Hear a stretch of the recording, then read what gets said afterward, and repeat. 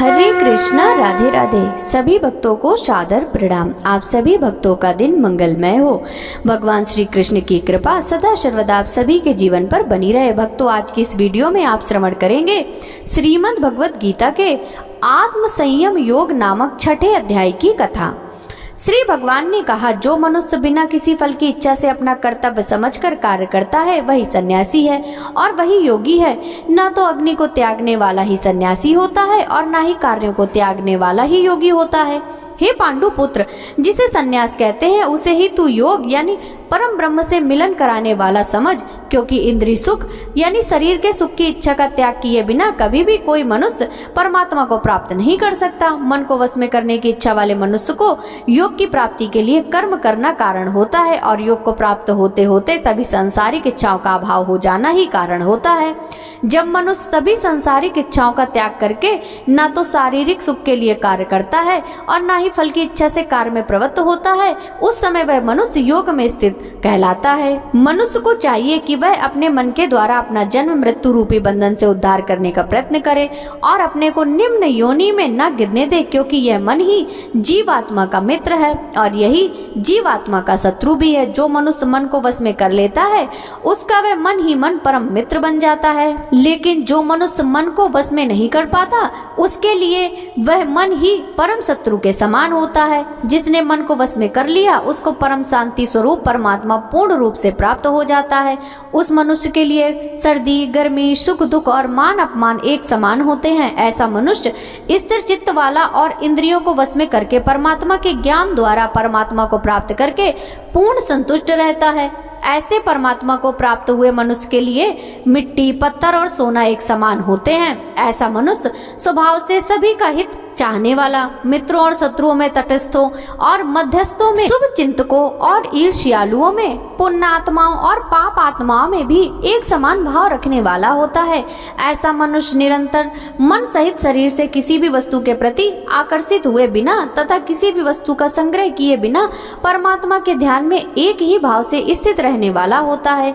योग के अभ्यास के लिए मनुष्य को एकांत स्थान में पवित्र भूमि में न तो बहुत ऊंचा और न ही बहुत नीचा कुशा के आसन पर मुलायम वस्त्र या मृगछाला बिछाकर उस पर दृढ़ता पूर्वक बैठकर मन को एक बिंदु पर स्थित करके चित्त और इंद्रियों की क्रियाओं को वश में रखते हुए अंतःकरण की शुद्धि के लिए योग का अभ्यास करना चाहिए।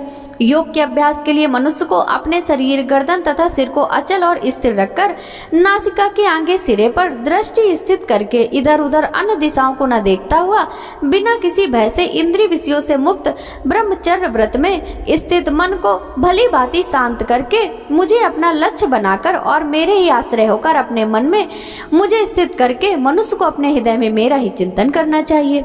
इस प्रकार निरंतर शरीर द्वारा अभ्यास करके मन को परमात्मा स्वरूप में स्थिर करके परम शांति को प्राप्त हुआ योग में स्थित मनुष्य ही सभी सांसारिक बंधन से मुक्त होकर मेरे परम धाम को प्राप्त कर पाता है। हे अर्जुन, योग में स्थित मनुष्य को न तो अधिक भोजन करना चाहिए और न ही कम भोजन करना चाहिए, न ही अधिक सोना चाहिए और न ही सदा जागते रहना चाहिए। नियमित भोजन करने वाला, नियमित चलने वाला, नियमित जीवन निर्वाह करने के लिए कार्य करने वाला और नियमित सोने वाला योग में स्थित मनुष्य सभी सांसारिक कष्टों से मुक्त हो जाता है। योग में स्थित मनुष्य का योग के अभ्यास द्वारा विशेष रूप से जब मन आत्मा में स्थित परमात्मा में विलीन हो जाता है तब वह सभी प्रकार की सांसारिक इच्छाओं से मुक्त हो जाता है। उस समय वह पूर्ण रूप से योग में स्थिर कहा जाता है।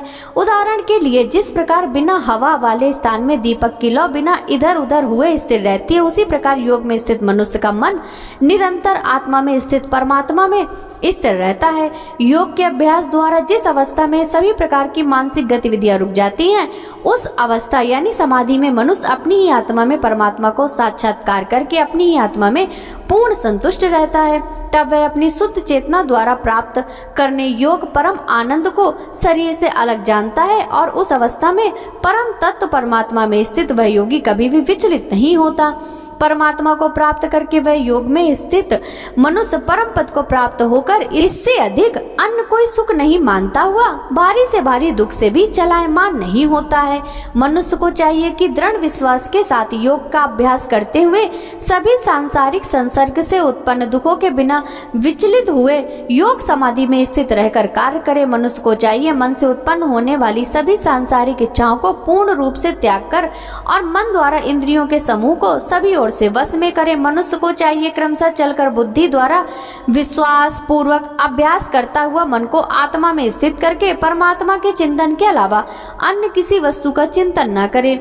मनुष्य को चाहिए स्वभाव से स्थिर न रहने वाला और सदा चंचल रहने वाला यह मन जहाँ भी प्रकृति में जाए वहाँ से खींचकर अपनी आत्मा में ही स्थिर रहे। योग में स्थित मनुष्य का मन जब परमात्मा में एक ही भाव में स्थिर रहता है और जिसकी रज गुण से उत्पन्न होने वाली कामनाएं भली प्रकार से शांत हो चुकी, ऐसा योगी सभी पाप कर्मों से मुक्त होकर परम आनंद को प्राप्त करता है। इस प्रकार योग में स्थित मनुष्य निरंतर योग अभ्यास द्वारा सभी प्रकार के पापों से मुक्त होकर सुख पूर्वक परम ब्रह्म में एक ही भाव में स्थिर रहकर दिव्य प्रेम स्वरूप परम आनंद को प्राप्त करता है। योग में स्थित मनुष्य सभी प्राणियों में एक ही आत्मा का प्रसार देखता है और सभी प्राणियों को उस एक ही परमात्मा में स्थित देखता है। ऐसा योगी सभी को एक समान भाव से देखने वाला होता है। जो मनुष्य सभी प्राणियों में मुझ परमात्मा को ही देखता है और सभी प्राणियों को मुझ परमात्मा में ही देखता है, उसके लिए मैं कभी अदृश्य नहीं होता हूँ और वह मेरे लिए कभी अदृश्य नहीं होता है। योग में स्थित जो मनुष्य सभी प्राणियों के हृदय में मुझको स्थित देखता है और भक्ति भाव में स्थित होकर मेरा ही स्मरण करता है, वह योगी सभी प्रकार से सदैव मुझ में ही स्थित रहता है। हे अर्जुन, योग में स्थित जो मनुष्य अपने ही समान सभी प्राणियों को देखता है, सभी प्राणियों के सुख और दुख को भी एक समान रूप से देखता है, उसी को परम पूर्ण योगी समझना चाहिए। अर्जुन ने कहा, हे मधुसूदन, यह योग की विधि जिसके द्वारा समतत्व भाव दृष्टि मिलती है, जिसका कि आपके द्वारा वर्णन किया गया है, मन की चंचलता के कारण मैं इस स्थिति में स्वयं को अधिक समय तक स्थिर नहीं देखता हूँ। हे कृष्ण, क्योंकि यह मन निश्चय ही बड़ा चंचल है, अन्न को मत डालने वाला है और बड़ा ही हठी तथा बलवान है। मुझे इस मन को वश में करना वायु को वश में करने के समान अत्यंत कठिन लगता है। श्री भगवान ने कहा, हे महाबाहु कुंती पुत्र, इसमें कोई संशय नहीं है कि चंचल मन को वश में करना अत्यंत कठिन है, किंतु इसे सभी सांसारिक कामनाओं को त्याग यानी वैराग और निरंतर अभ्यास द्वारा वश में किया जा सकता है। जिस मनुष्य द्वारा मन को वश में नहीं किया गया, ऐसे मनुष्य के लिए परमात्मा की प्राप्ति यानी योग असंभव है, लेकिन मन को वश में करने वाले प्रयत्नशील मनुष्य के लिए परमात्मा की प्राप्ति योग सहज होता है, ऐसा मेरा विचार है। अर्जुन ने कहा, हे कृष्ण, प्रारंभ में श्रद्धा पूर्वक योग में स्थिर रहने वाला किंतु बाद में योग से विचलित मन वाला असफल योगी परम सिद्धि को न प्राप्त करके किस लक्ष्य को प्राप्त करता है? हे महाबाहु कृष्ण, परमात्मा की प्राप्ति के मार्ग से विचलित हुआ जो कि न तो सांसारिक भोग को ही भोग पाया और न ही आपको प्राप्त कर सका, ऐसा मुंह से ग्रसित मनुष्य क्या छिन्न भिन्न बादलों की तरह दोनों ओर से नष्ट तो नहीं हो जाता? हे श्री कृष्ण, मैं आपसे प्रार्थना करता हूँ कि मेरे इस संशय को संपूर्ण रूप से केवल आप ही दूर कर सकते हैं, क्योंकि आपके अतिरिक्त अन्य कोई संशय को दूर करने वाला मिलना संभव नहीं है। श्री भगवान ने कहा, हे प्रथा पुत्र, उस असफल योगी का न तो इस जन्म में और न ही अगले जन्म में ही विनाश होता है, क्योंकि हे प्रिय मित्र, परम कल्याणकारी नियत कर्म को करने वाला कभी भी दुर्गति को प्राप्त नहीं होता। योग में असफल हुआ मनुष्य स्वर्ग आदि उत्तम लोकों को प्राप्त होकर उनमें अनेकों वर्षों तक जिन इच्छाओं के कारण योग भ्रष्ट हुआ था, उन इच्छाओं को भोग करके फिर संपन्न सदाचारी मनुष्यों के परिवार में जन्म लेता है, अथवा उत्तम लोकों में न जाकर स्थिर बुद्धि वाले विद्वान योगियों के परिवार में जन्म लेता है। किंतु इस संसार में इस प्रकार का जन्म निसंदेह अत्यंत दुर्लभ है। हे कुरुनंदन, ऐसा जन्म प्राप्त करके वहां उसे पूर्व जन्म के योग संस्कार पुनः प्राप्त हो जाते हैं और उन संस्कारों के प्रभाव से वह परमात्मा प्राप्ति रूपी परम सिद्धि को प्राप्त करने के उद्देश्य फिर से प्रयत्न करता है।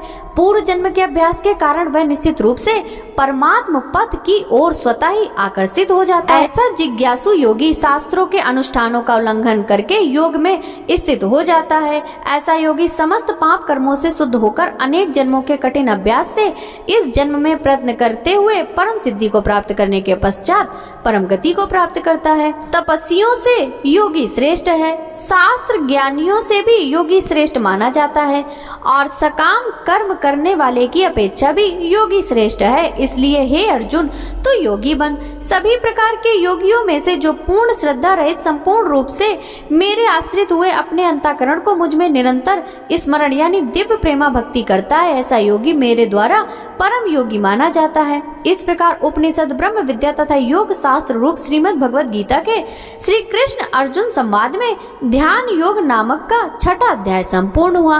भक्तों, आप सुनिए श्रीमद् भगवद गीता के छठे अध्याय का महात्म। सुमुखी, अब मैं छठे अध्याय का महात्म बतलाता हूँ, जिसे सुनने वाले मनुष्यों के लिए मुक्ति आसान हो जाती है। गोदावरी नदी के तट पर प्रतिष्ठानपुर नामक एक विशाल नगर है, जहाँ मैं पिपलेश नाम से विख्यात होकर रहता हूँ। उस नगर में जनश्रुति नामक एक राजा रहते थे, जो भूमंडल की प्रजा को अत्यंत प्रिय थे। उनका प्रताप मार्तंड मंडल के प्रचंड तेज के समान जान पड़ता था। प्रतिदिन होने वाले उनके यज्ञ के धुएं से नंदन वन के कल्प वृक्ष इस प्रकार काले पड़ गए थे, मानो राजा की असाधारण दानशीलता देखकर वे लज्जित हो गए हों। उनके यज्ञ में प्राप्त पुरोडास के रसास्वादन में सदा आसक्त होने के कारण देवता लोग कभी प्रतिष्ठानपुर को छोड़कर बाहर नहीं जाते थे। उनके दान के समय छोड़े हुए जल की धारा प्रताप रूपी तेज और यज्ञ के धूमों से पुष्ट होकर मेघ ठीक समय वर्षा करते थे। उस राजा के शासन काल में खेती में होने वाले 6 प्रकार के उपद्रव के लिए कहीं थोड़ा भी स्थान नहीं मिलता था और अच्छी नीतियों का सर्वत्र प्रसार होता था। वे बावड़ी, कुएं और पोखरों खुदवाने के बहानों मानो प्रतिदिन पृथ्वी के भीतर की निधियों का अवलोकन करते थे। एक समय राजा के दान, तप, यज्ञ और प्रजा पालन से संतुष्ट होकर स्वर्ग के देवता उन्हें वर देने के लिए आए। वे कमल नाल के समान उज्जवल हंसों का रूप धारण कर अपनी पंख हिलाते हुए आकाश मार्ग से चलने लगे। उड़ते हुए वे सभी हंस परस्पर बातचीत भी करते जाते थे। उनमें से भी भद्राश्व आदि 2-3 हंस वेग से उड़कर आगे निकल गए। तब पीछे वाले हंसों ने आगे जाने वालों को संबोधित करके कहा, अरे भाई भद्राश्व, तुम लोग वेग से चलकर आगे क्यों हो गए? यह मार्ग बड़ा दुर्गम है, इसमें हम सबको साथ मिलकर चलना चाहिए। क्या तुम्हें दिखाई नहीं देता? ये सामने ही पुण्य मूर्ति महाराज जनश्रुति का तेज पुंज अत्यंत स्पष्ट रूप से प्रकाशमान हो रहा है। उस तेज से भस्म होने की आशंका, अतः सावधान होकर चलना चाहिए। पीछे वाले हंसों के यह वचन सुनकर आगे वाले हंस हंस पड़े और उच्च स्वर से उनकी बातों की अवहेलना करते हुए बोले, अरे भाई, क्या इस राजा जनश्रुति का तेज ब्रह्मवादी महात्मा रैक्व के तेज से भी अधिक तीव्र है? हंसों की ये बातें सुनकर राजा जनश्रुति अपने ऊंचे महल की छत से उतर गए और सुखपूर्वक आसन पर विराजमान हो गए। अपने सारथी को बुलाकर बोले, जाओ महात्मा रैक्व को यहाँ ले आओ। राजा का यह अमृत के समान वचन सुनकर मह नामक सारथी प्रसन्नता प्रकट करता हुआ नगर से बाहर निकला। सबसे पहले उसने मुक्तिदायिनी काशीपुरी की यात्रा की, जहाँ जगत के स्वामी भगवान विश्वनाथ मनुष्यों को उपदेश दिया करते हैं। उसके बाद वह गया क्षेत्र में पहुंचा, जहां प्रफुल्ल नेत्रों वाले भगवान गदाधर संपूर्ण लोगों का उद्धार करने के लिए निवास करते हैं। तदंतर नाना तीर्थों में भ्रमण करता हुआ सारथी पाप नाशिनी मथुरापुरी में गया। यह भगवान श्री कृष्ण आदि का स्थान है, जो परम महान तथा मोक्ष प्रदान करने वाला है। वेद और शास्त्रों में वह तीर्थ त्रिभुवनपति भगवान गोविंद के अवतार के स्थान के नाम से प्रसिद्ध है। नाना देवता और ब्रह्मर्षि उसका सेवन करते हैं। मथुरा नगर यमुना के किनारे शोभा पाता है। उसकी आकृति अर्धचंद्र के समान प्रतीत होती है। वह सब तीर्थों के निवास से परिपूर्ण है। परम आनंद प्रदान करने के कारण सुंदर प्रतीत होता है। गोवर्धन पर्वत होने से मथुरा मंडल की शोभा और भी बढ़ गई। वह पवित्र वृक्षों और लताओं से आवृत है। उसमें 12 वन है। वह परम पुण्यमय था। सबको विश्राम देने वाले श्रुतियों के सारभूत भगवान श्री कृष्ण की आधार भूमि है। तत्पश्चात मथुरा से पश्चिम और उत्तर दिशा की ओर बहुत दूर तक जाने वाले सारथी को काश्मीर नामक नगर दिखाई दिया, जहां शंख के समान उज्जवल गगनचुंबी महलों की पंक्तियां भगवान शंकर के अट्टहास की शोभा पाती हैं। जहां ब्राह्मणों के शास्त्रीय आलाप सुनकर मूक मनुष्य भी सुंदर वाणी और पर्दों का उच्चारण करते हुए देवता के समान हो जाते हैं। जहां निरंतर होने वाले यज्ञ धूम से व्याप्त होने के कारण आकाश मंडल मेघों से धुलते रहने पर भी अपनी कालिमा नहीं छोड़ते, जहां उपाध्याय के पास आकर छात्र जन्मकालीन अभ्यास से ही संपूर्ण कलाएं स्वतः पढ़ लेते हैं, जहां मणिकेश्वर नाम से प्रसिद्ध भगवान चंद्रशेखर देहधारियों को वरदान देने के लिए नित्य निवास करते हैं। कश्मीर के राजा मणिकेश्वर ने दिग्विजय में समस्त राजाओं को जीतकर भगवान शिव का पूजन किया था, तभी से उनका नाम मणिकेश्वर हो गया था। उन्हीं के मंदिर के दरवाजे पर महात्मा रैक्व एक छोटी सी गाड़ी पर बैठे अपने अंगों को खुजलाते हुए वृक्ष की छाया का सेवन कर रहे थे। इसी अवस्था में सारथी ने उन्हें देखा। राजा के बताए हुए भिन्न भिन्न चिन्हों से उसने शीघ्र ही रैक्व को पहचान लिया और उनके चरणों में प्रणाम करके कहा, ब्राह्मण, आप किस स्थान पर रहते हैं? आपका पूरा नाम क्या है? आप तो सदा स्वच्छंद विचरने वाले हैं, फिर यहाँ किस लिए ठहरे हैं? इस समय आपका क्या करने का विचार है? सारथी के वचन सुनकर परम आनंद से निमग्न महात्मा रैक्व ने कुछ सोचकर उससे कहा, यद्यपि हम पूर्ण काम है, हमें किसी वस्तु की आवश्यकता नहीं, तथापि हमारी कोई भी मनोवृत्ति के अनुसार परिचर्या कर सकता है। रैक्व के हार्दिक अभिप्राय को आदर पूर्वक ग्रहण करके सारथी धीरे से राजा के पास चल दिया। वहां पहुंचकर राजा को प्रणाम करके उसने हाथ जोड़कर सारा समाचार निवेदन किया। उस समय स्वामी के दर्शन से उसके मन में बड़ी प्रसन्नता थी। सारथी के वचन सुनकर राजा के नेत्र आश्चर्य से चकित हो उठे। उनके हृदय में रैक्व का सत्कार करने की श्रद्धा जागृत हुई। उन्होंने 2 खच्चरियों से जुती हुई गाड़ी लेकर यात्रा की, साथ ही मोती के हार, अच्छे अच्छे वस्त्र और एक सहस्त्र गौएं भी ले ली। कश्मीर मंडल में महात्मा रैक्व जहाँ रहते थे उस स्थान पर पहुंचकर राजा ने सारी वस्तुएं उनके आगे निवेदन कर दी और पृथ्वी पर पड़कर साष्टांग प्रणाम किया। महात्मा रैक्व अत्यंत भक्ति के साथ चरणों में पड़े हुए राजा जनश्रुति पर कुपित हो उठे और बोले, रे शूद्र, तू दुष्ट राजा है, क्या तू मेरा वृतांत नहीं जानता? यह खच्चरियों से जुती हुई अपनी ऊंची गाड़ी ले जा, ये वस्त्र, ये मोतियों के हार और ये दूध देने वाली गौएं भी स्वयं ही ले जा। इस तरह आज्ञा देकर रैक्व ने राजा के मन में भय उत्पन्न कर दिया। तब राजा ने सांप के भय से महात्मा रैक्व के दोनों चरण पकड़ लिए और भक्ति पूर्वक कहा, ब्राह्मण, मुझ पर प्रसन्न होइए भगवान, आप में यह अद्भुत महात्मा कैसे आया? प्रसन्न होकर मुझे ठीक ठीक बताइए।